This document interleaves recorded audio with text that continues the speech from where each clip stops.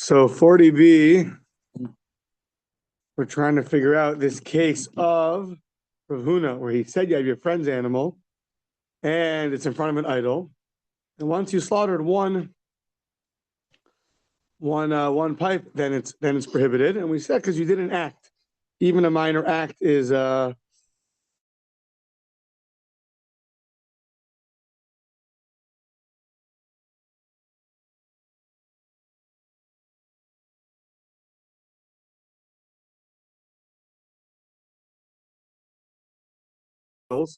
you're liable for 3.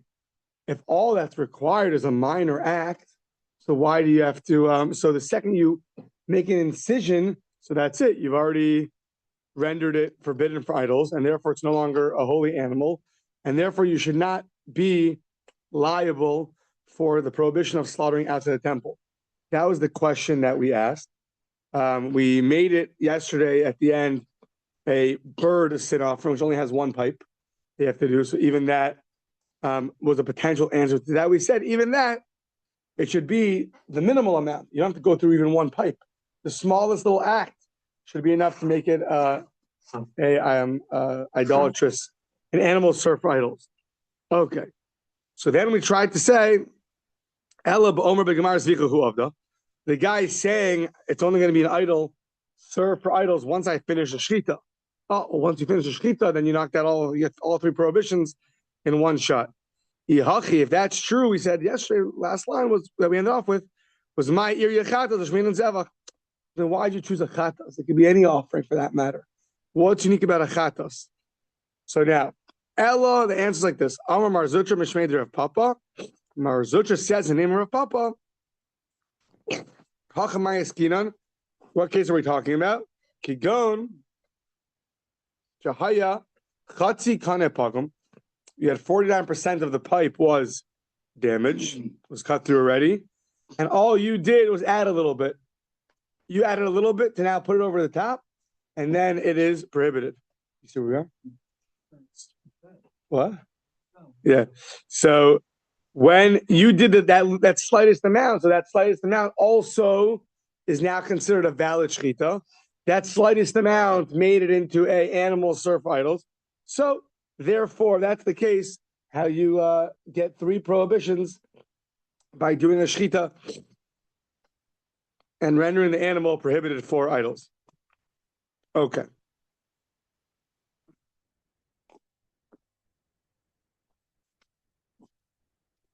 Okay, now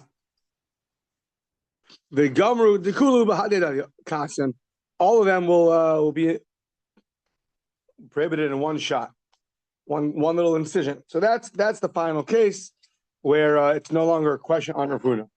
But now Rav Huna's case was your friend's animal in front of an idol is prohibited, and we said that's like Ula, who says even the smallest amount. So now, Amar of Papa, making 2 observations about Rav Huna.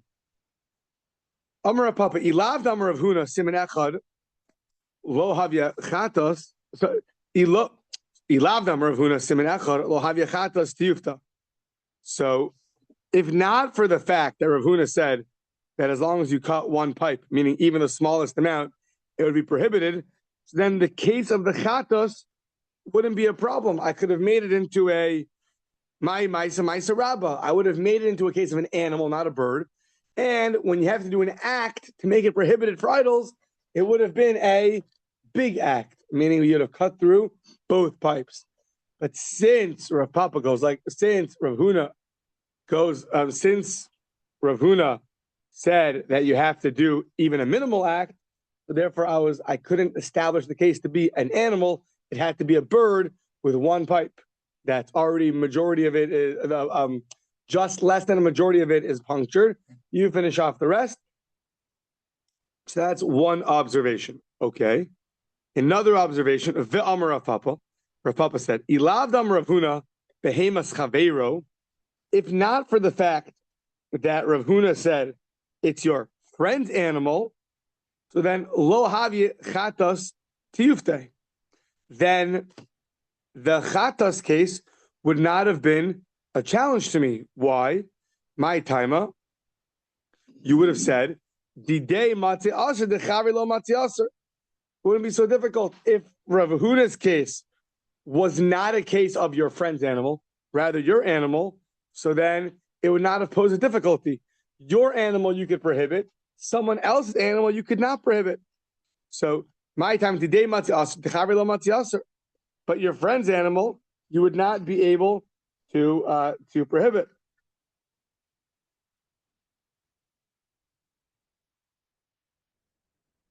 Right, and therefore, what would you have said? So, if the case wasn't a chatas, let's say it was a shlomim, where you're eating a portion of the shlomim, it's more the owners than it is the kohanims. So then, okay, that's your own animal. Even a small incision could have rendered it prohibited. But the fact that it's a chatas, it's not yours. So there, you would not have prohibited the animal until you finish the whole shechita. Once you would have finished the whole shechita, so the animal would not have been prohibited, but it would still be rendered brought for idols. So it says more, okay, that's obvious. Pshita, what are you teaching me? Of course, a chatas is, you don't need any of the chatas. So it's not really the owner's, the one who's shechting it. He just has to bring it. And a shlamim, he gets part of it. So it's more his. So what are you teaching me?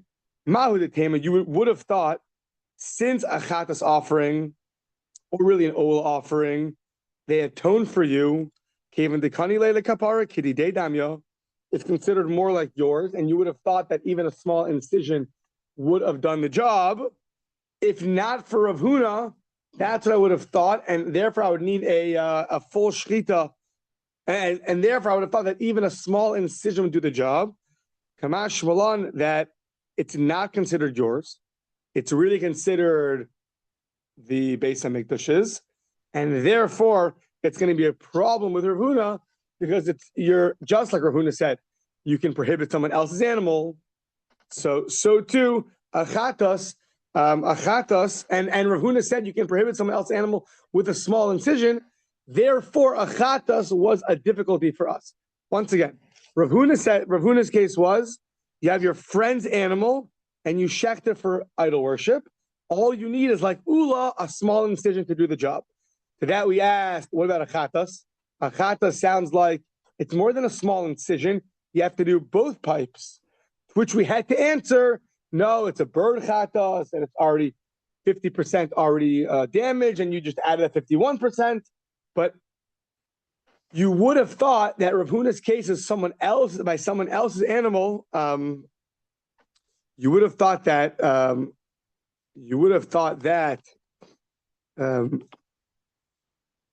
If not for Rav Huna, you would have never said that you can prohibit someone else's animal. Rav Huna's novelty is, it sounds like you can prohibit someone else's animal. But if not for Rav Huna, that you couldn't do that, so then the chatos wouldn't be a problem, because the chatos would be someone else's animal, the Beis HaMikdash's, and therefore a small incision wouldn't do the job. To that, the Gemara says that's obvious. Yeah, what novelty are you teaching me? So the novelty is, you would have thought that since the chatas atones for you, it is somewhat like yours, because it's giving you atonement, and therefore, if not for Rav Huna, even a small incision would do the job. Kamash Malan, that it's not really yours. It's not really yours. And Rav Huna says if it's not yours, you can prohibit it. To that, we got stuck with a contradiction that we had to reconcile with the answer that we gave a few minutes ago. Okay, so now we begin prohibiting someone else's objects. So, Na'atz Simon, 3 Rebbeim, Rav Nachman, Rav Amram, and Rav Yitzchak. So, morning, Steve. Morning. Rav Nachman, Rav Amram, Rav Yitzchak, Amri. Turn the AC on. Is it hot in here? No. Really? Is it hot? It's a little hot, but not 69, 69. Just me, having a hot drink. Okay. So, Rav Nachman, Rav Amram, Rav Yitzchak, Amri, ain't of them also davar she'enu shelo. I know. Ain't of them also davar she'enu shelo. And that's how we hold. So you cannot prohibit someone else's stuff. I cannot go over to your things and prohibit them. I don't have the right to do that. It's not mine. So now we're going to bring a number of questions throughout Shas that seem to fly in the face of this idea. First of all, Meisah Shokat Bechatas Shabbos, B'Shabbos B'chut, Lavos L'Chavim Chai, V'Shalosh Chatos. So if you shecht an animal a chatos, on Shabbos outside the temple for idol worship, you're liable inadvertently. You're liable 3 sin offerings. And we said we established we said it's a chatas ha'of, it's a bird sin offering. Half the pipe is already damaged. You did the little last bit, and therefore you're liable all 3. Time of the chatas ha'of who the kulu bahadi adavikasi, and that's because of a chatas ha'of. All 3 come at once. Avodah zara, slaughtering outside, and idol worship. Next page of all zevach lo. We chose specifically a chatas ha'of, and we did not choose a regular offering. Why? The ein adam oser davar she'eino shelo. If you really can't prohibit someone else's things, so why'd you choose a chatas? My area chatas ha'of. Afilu chatas be'emanami. It's not just a bird offering. Even any offering. Any offering is not yours to prohibit. So says the Gemara, Kevan de Kanya Lele Kapara, Kiddi de Damya. Since you acquired the animal for some level of atonement for yourself, that is considered like yours. Now,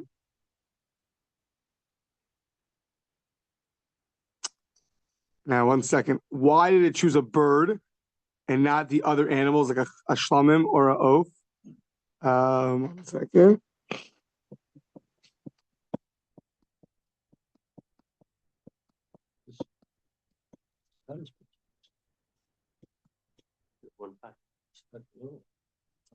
If it was another animal, like if it was another offering like a shlamim, which is more yours, it's kachim kalim. So then it would have been easy. You just cut a small incision. But since it's not really yours, but it's yours for atonement, so therefore you have to cut the majority of the pipe, and therefore the case must be where it's already 50% damage and you add the last 1%. Make it 51%. Okay. Yeah.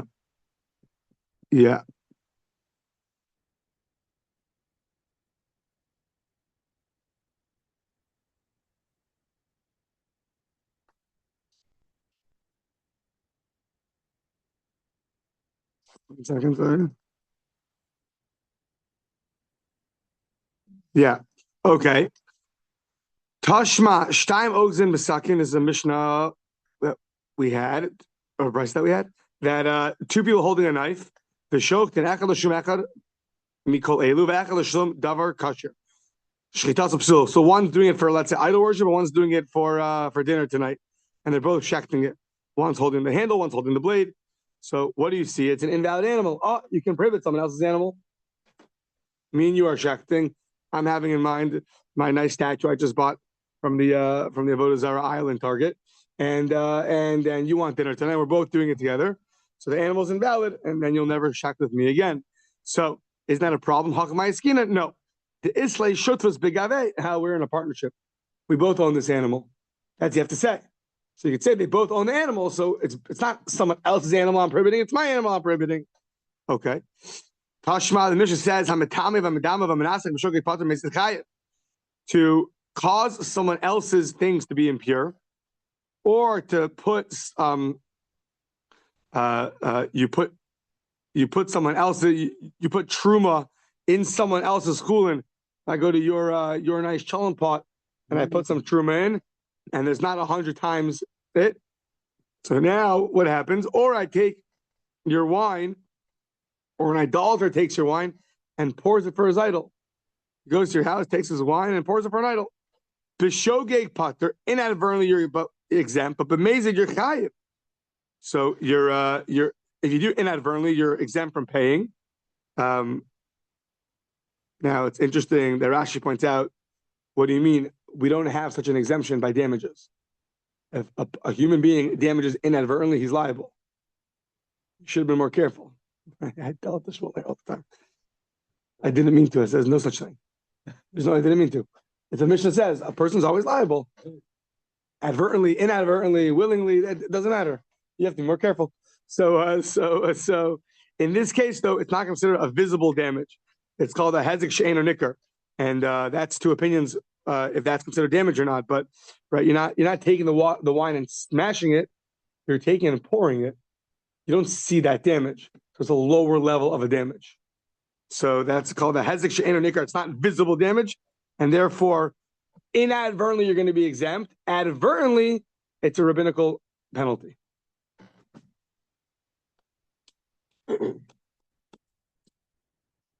For example, in Baba Basra, there's a whole section, I think, about staring at someone's property, causing an evil eye. It's like a real thing in damages, right? So things like that, maybe that's different. But there's in the world of damages, it matters if it's visible or not visible. Doesn't mean that you're hiding and no one can see you because the camera's not working. That's not what it means. It means that it's you put truma in chulin, so you don't see nothing was damaged. The same food, just you happen to know that it's truma food. So either way, though, you made someone else's things liable. Hacha nami de isle shutvos. No, it's not someone else's. It's yours. You guys own these. You guys own this food, and therefore you prohibited your own food. So now this idea of prohibiting someone else's food is actually a machlokas ta noyim kit ta noy. Over kachavim she's like yemen shali shol shol b'fnei over kachavim avos kachavim asru Rabbi Yehuda asru Rabbi Yehuda ben asru Rabbi Yehuda ben Meseir Rabbi Yehuda ben Baba matirin also mipnei shnei dvarim. So you have a idolater is pouring the wine of a Jew, not in front of his idol. First opinion, asru, it's prohibited. So you see, someone else can prohibit your things. Okay. Rabbi Yehuda ben Beseira and Rabbi Yehuda ben Baba allowed it because of two reasons. First of all, technicality, they hold it's only going to be prohibited if you do it in front of the idol. If he doesn't do it in front of the idol, we're not going to say it's prohibited. Oh, they say it doesn't matter. Yeah. Well, we had earlier actually two opinions at one point. Does a regular person do things for idolatry or not? Right? You're checking the idolater's animal, right? So at one point we explained that there's two opinions about it. Do we say that his regular assumption is he wants it for an idol or not? So it could be. It depends if the idol's there or not. Maybe that's related. Yeah, that's one. And the achot sheyachal lo, and you can tell the guy, lo kol emenach shetesu yeinu loonsi. You can't prohibit wine against my will. It's a great idea. Idolaters going to go get invited out for Shabbos to everyone's houses. Pour. That's it. Just cause Jews a lot of loss of money. So, so what do you see? Two opinions: can or can you not prohibit someone else's things? Now, V'Rav Nachman, V'Rav Amram, V'Rav Yitzchak, Amri, the three opinions we had in the beginning that say that you cannot. They'll say like this: Afilu man damar adam oser davar she'eno shelo. Even the opinion in these Tanaim that say you could prohibit someone else's things, the big difference. Hani mili kuti. I think it's a censor. They censored it. Yeah, they say kuti, but really they mean a guy. They mean a non-Jew. They mean that's only by a non-Jew or an idolater. Aval Yisroel, but a Jew they hold. So, right, we started off that they say you can't prohibit someone else's things. We now brought two opinions from earlier sources that debate about this point. They're going to say everyone's going to agree to us. That case was by a non-Jew or by an idolater. He could prohibit your things, but a Jew, even they'll agree that if it's a Jew doing it, it's not going to go. Why? Because a Jew would never actually intend to have in mind for idols. He's just doing it to drive you nuts. He just wants to get you to go crazy. But we don't think that a regular Jew has in mind idols. It's too foreign for a Jew. So you can assume that the Jew who's shacking for idol worship, he doesn't really mean idol worship. He just wants to drive you nuts. So, yeah, a good judging favorably. So even he says in the name of Jesus. No, that's not. You want to drive me nuts. That's all I know you. So yeah. So good for a board meeting. No coming up. They don't mean that. They just want to drive me nuts. So yeah. So okay. So now that that's true, so we're going to say, so that's okay. So that's that distinction. So now, once we have that distinction, we're going to bring a question now. We're going to have two Jews, and they're going to prohibit the animal. Now, if one Jew has in mind idol worship, but it doesn't really mean idol worship because he's a Jew. It just means he wants to drive you crazy. So how come the animal's prohibited? Must be you're wrong. Tashma, Steinbox and Besakin, two people holding a knife. Back to me and Jules. Me for my statue I bought from Target. Never kosher, and Jules just wants dinner Tuesday night. So Shchitas Psula, thanks to Gleizer, the animal's prohibited. Nope. So it's against what we just said. We just said that I would never actually intend for an idol. I just want to drive you crazy for some reason. So what is Rav Nachman and Rav Yitzchak and Rav Amram going to say? So they're going to say, how come I skinon? Okay, so not me, but someone else. Be Yisrael Mumar. It's a Jew who's an apostate. A Jew's an apostate. That's a different story. Now, yeah. So it's a Jew's an apostate. Tashma, we had earlier, you cause impurity, or you put the truma on someone else's food, or you pour their wine for idols. Inadvertently, you're exempt. Advertently, you're liable. I could prohibit your things. No. Achanami b'Yisrael mumar. It's talking about a Jew who's an apostate. Amar le Rav Acha. I think that's the question that earlier, that was the beginning of Chulin. Different opinions about an apostate. Can he be a shochet or not?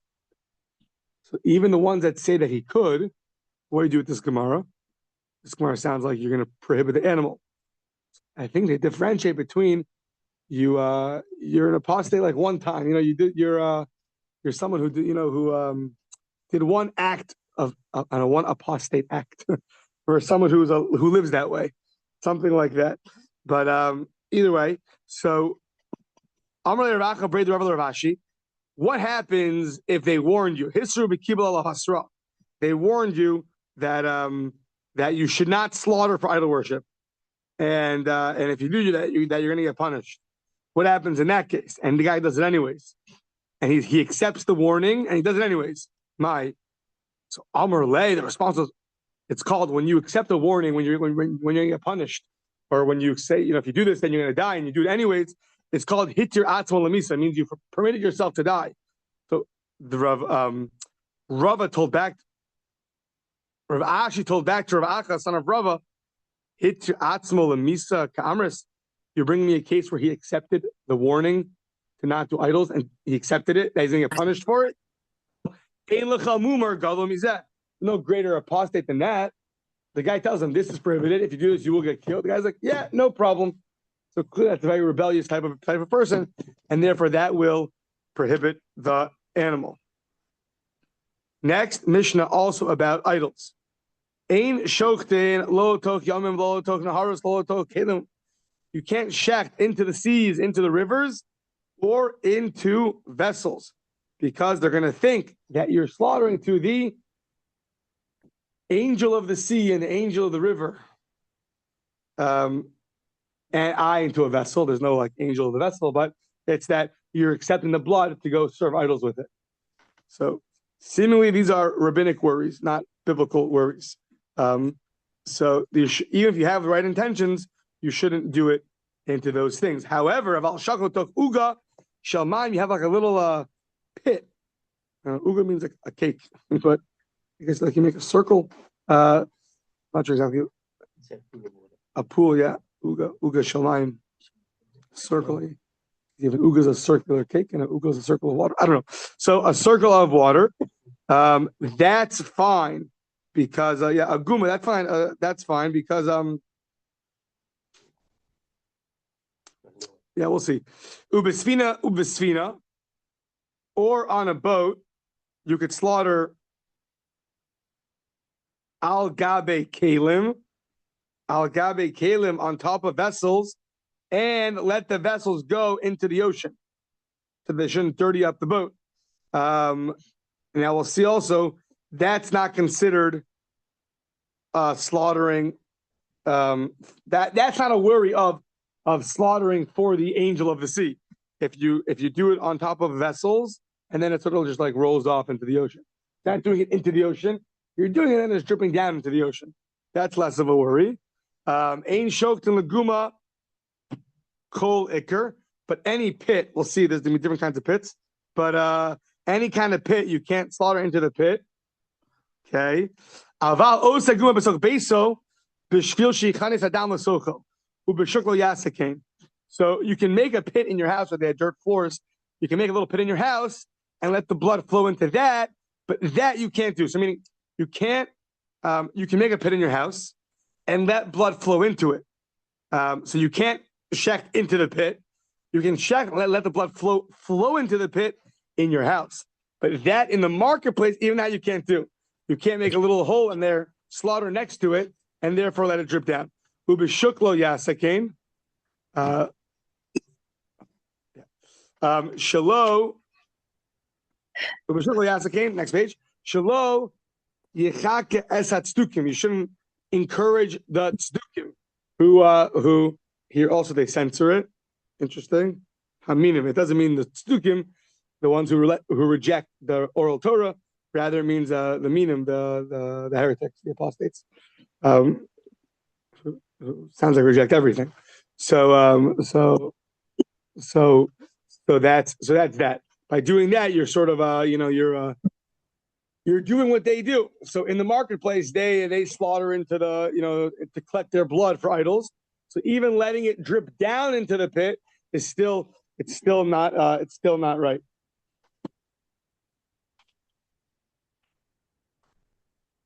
Interesting. You shift and the blood falls on the ground and then it flows into the pit. Mm-hmm. But only in directly you can't do. Directly you can't do because they collect blood for idols. But you can check and let it drip down into the pit, but only in your house. Yeah. Okay.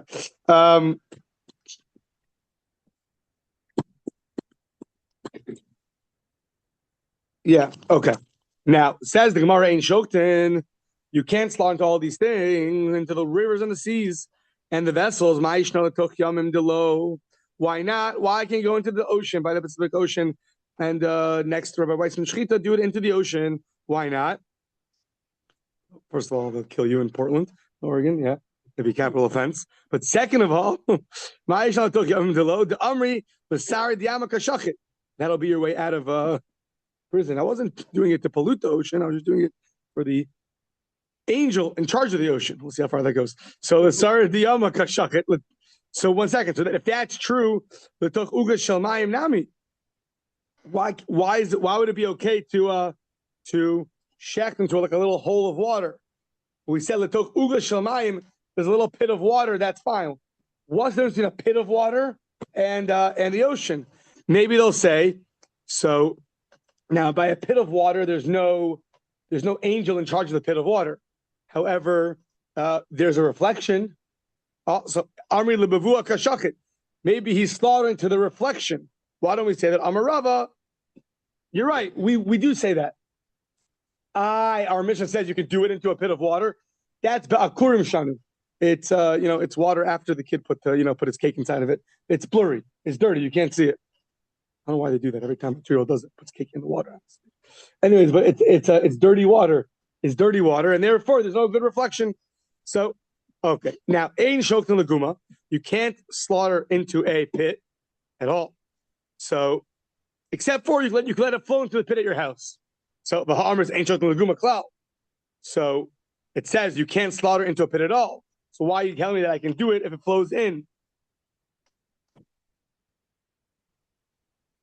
So says the Gemara, because the Ha'amers Ein Shoktan Laguma Klau. Amar Abaye Reisha Beguma B'Shuk.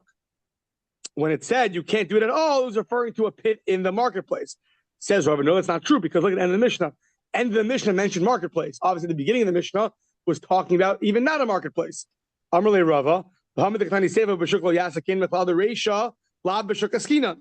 beginning is not talking about a shuk. So I don't understand. Can I or can I not slaughter into a pit. You can't slaughter into a pit at all. If you want to clean out your courtyard, what should you do? Make a little place outside of your pit. V'shochet dam over there. V'shochet the dam shoses v'yorei leguma. And then, like we thought, the blood can go and descend into the pit. That's fine. But that the blood is going to flow down. That you shouldn't do. So you can make like a little hole and let the blood go and exactly a little channel. Yeah, that's a good way to say it. Yeah, like a little channel and let it flow down. But don't do that in the marketplace. As a tzedukim or really the minim, you should uphold the hands of the apostates who you're going to do this. It's going to look very similar to slaughtering into a pit, and it's going to seem like you and them are doing the same thing. And we don't want to encourage their behavior at all. Tanya kivasi the Rava hayam mahalik basfina. You're going on a boat. You have no place on the boat to shecht lishchot. So mozia the chutzasfina v'shochet. Put your hand outside the boat. Even though it says keep your hands inside the vehicle at all times, but that's you put your hands outside. Shochet v'dam shov yored al dofnei asfina. Now you could shecht it as long as the blood goes on the side of the boat and then flows down into the ocean. However, ein shochet leguma kolikar, but you can't shecht into a pit, which is what we said. This is the support. The road to the you want to get rid of this blood, so make like Jules, like a small little channel. How do you do that? Make a little area outside of the pit. It's going to flow down. You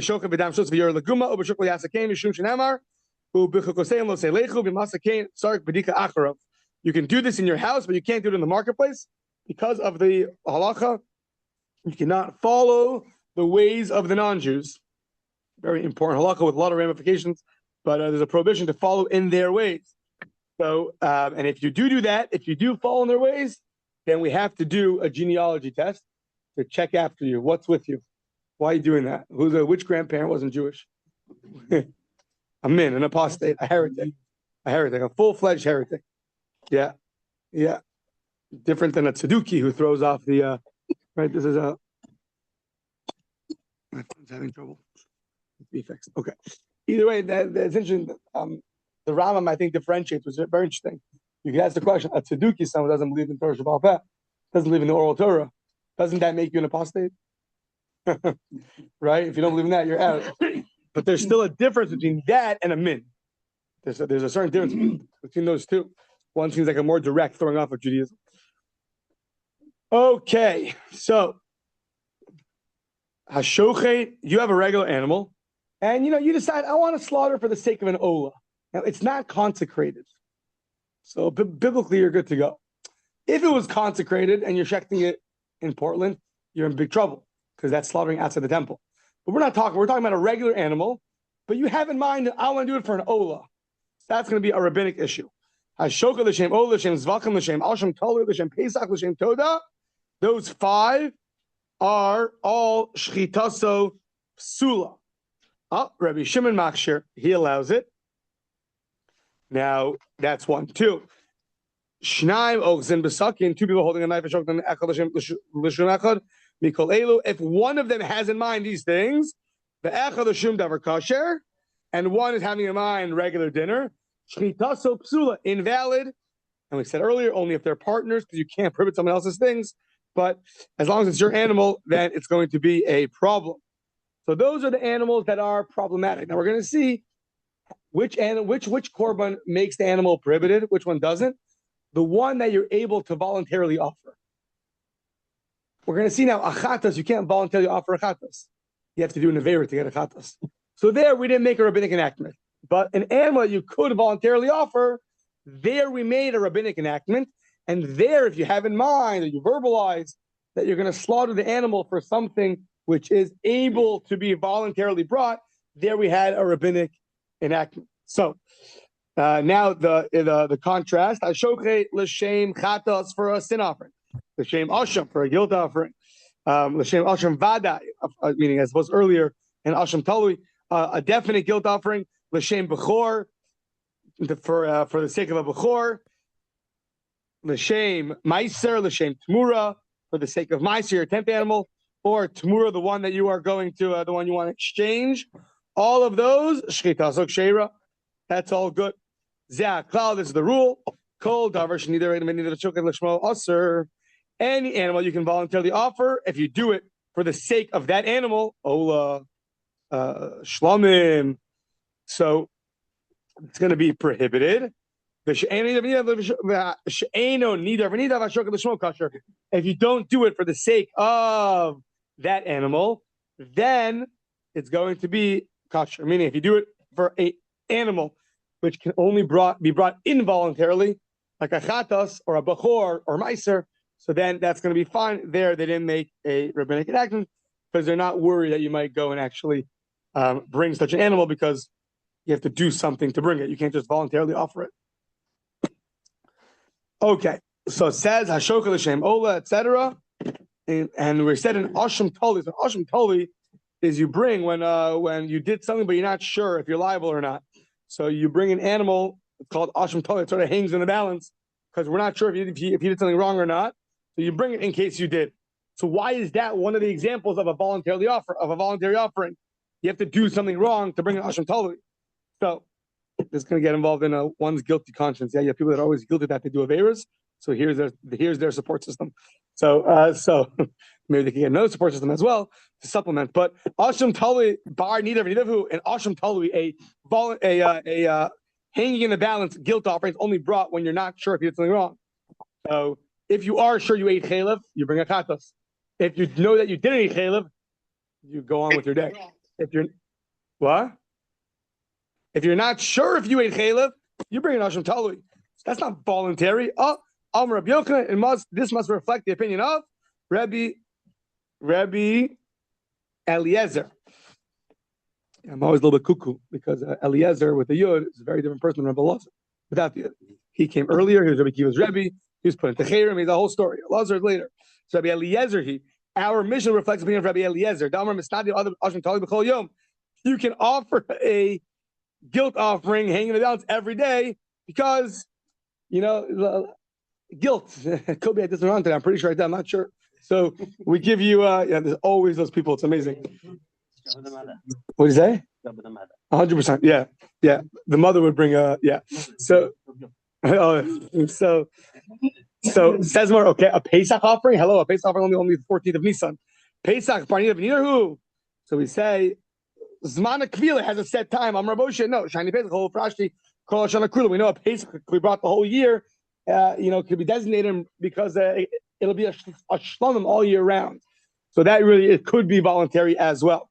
This is only true if you have unblemished offerings. They're pure of al bali mumin. If they're blemished, made the idea. So everyone knows already that you can't offer that offering. So this idea that an ola you're going to offer with intent for a voluntary offering is only if it doesn't have a blemish. If it has a blemish, everyone knows that you can't bring it anyways. You can't bring it. It's missing a leg. So we're not worried, if you say l'shem ola, that you're actually going to bring that animal because you see it's missing a leg. Rav Yochanan Amar, no, it's not true. Even blemished animals, not in the dirami le'midi amuma v'lo yediyah. You cover the blemish. You cover it up. When it goes for the inspection, you put a little cover over it so that the rabbi shouldn't see. So even if it's blemished, it's still going to be invalid if you say l'shem ola. Hashoka l'shem chatas. You check for the sake of a chatas. That's totally fine because you can't just bring a chatas. You have to do an avera. Rav Yochanan lo shana ela she'ena mechuyev chatas. Aval mechuyev chatas. What if you are chayav a chatas and you take your mundane animal and say, I'm checking this l'shem chatas for the sake of a chatas. Not that you sanctified it. That's different. You are just slaughtering it for dinner in the name of a chatas, and you actually are liable a chatas. So aim l'shem chatasu hu osa. So then you should say, if that's true, you should say, I'm doing it for the sake of a chatas. But v'halo ka'amar l'shem chatasi, you didn't say it for the sake of my chatas. You said for the sake of a chatas. So that's fine. Amar Rabbi Yabo, but omer l'shem chatasi. If you're actually liable a chatas, so then the Mishnah's case is going to be where you actually said for the sake of my chatas, and that's going to be an invalidation. If you're liable a chatas and you say for my chatas, then that's going to be invalid. Okay, we didn't finish the Mishnah, the parak, I mean. but it's 6:42, and I don't want Jules to shecht me. So,